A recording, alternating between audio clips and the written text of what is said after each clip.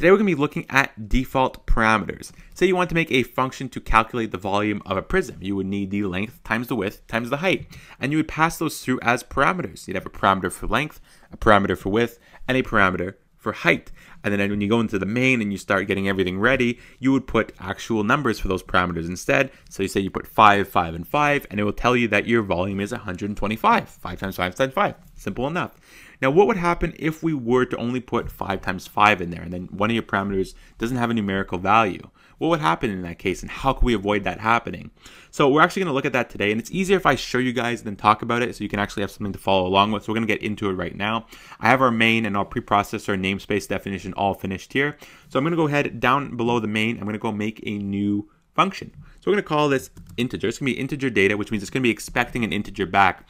So this means we know we're going to have to return something. If it was void, we don't have a return, but it's int. It's going to be expecting something to be returned, and that's going to have to be an integer. So we'll call this function prism, right? Because that's what we're going to call the volume of we want. I'm going to pass through 3 parameters. Now we can call these whatever we want, but I'm going to make these nice and detailed. We'll have one called the length, one called the width, and one called the height, and we're all going to have those as integers, and you're going to want to close it off and open up your curly braces down here. So now we have our prism function, which is going to be integer data, and you're expecting it to be returned, and we have integer length as a parameter, integer width as a parameter, integer height as a parameter. And we see we have an error here because it wants something in return. We already told it it's going to be integer data. It wants it back. So what do we want this to really return to us? Really simple. We just need to have one line here. We want it to return length times width times height. Simple enough, right? We want the volume back, and that is the volume right there. So I can actually go ahead and space this out if you like it to be a bit more clear like that. We simply want this function to return that like that. So that's really simple. Now we know that if we want to put this inside the main, we need to just go up here and we need to prototype it. So you're going to write it exactly the way you saw here.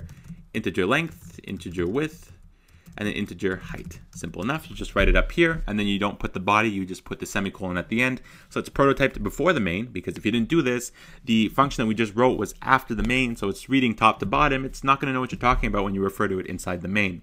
Now inside the main, say we wanted to go and print this out, we would go ahead and we do cout, and we would have prism, sorry, not int, you don't have to write int again, prism, because you have the prism function, and in here you can put your parameters. So say we want 5 times 5 times 5 like I mentioned before, and we wanted to print that out on screen. Well, we prototyped it before, we have our body down here. We know that it's going to take these 5, 5, 5, it's going to put them here in your parameters, 5, 5, 5, you'll put them down here, 5, 5, 5, and this is going to return the value of 125, 5 times 5 times 5. So let's go ahead and actually see this in action. So the build is successful, and we have 125. Well, that's great. Now what happens if something happens to this third 5 over here? He gets lost on the way home from school. Uh-oh. We only have 2 numbers in here. We only have 2, and we have an error here. What happens if we go and press build and run? Uh-oh, all these crazy things start happening. We have no matching function to call to prism because we only have 2 values here. We need 3, right? 1 for each parameter. So what's a way we can avoid this? Now up here in your prototype, go ahead and you can set these equal to something, and these are going to be your defaults. Say you go ahead and equal each of them to 1. This means that if you do not put something down here for that parameter, it will just take whatever's up here. If you put something down here, it is going to take this value over this value. So right now, we saw before, if I would run this without having a third value here, it would give me an error because I'm missing the height. Now I have 5 and 5, it's going to take the default, which is going to be 1, and it's going to sock that in here for the height. So let's go ahead and run this to see it actually works. We'll get 25. If I go ahead and I cut this guy out and we only have 1 value in here, I'll build and run again, and we're going to see we're going to get the value of 5. And let's say we just don't have anything inside of here. We're going to go and we're going to get the value of 1. And you can always change this up. You can put this like 2, put this one 2 here. I can put like 12, 13 there. Let's put 13.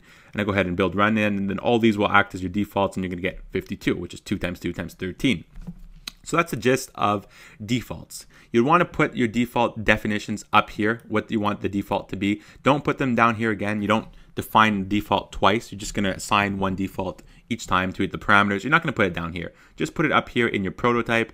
And now if ever you did not put something in here, it would take that. But if you would put something in here, it's going to take these values instead. So if you have something in here, these will override up here, and we'll see it's going to take 4 times 4 times 59, and it's going to be 944 right down there. So if you have any questions about this, feel free to leave it in the comments below. I know it's a bit of an abstract topic, so I'm free to help you guys out if you need a bit of help. I hope you guys enjoyed the video, and I'll have more coming later on. Thanks.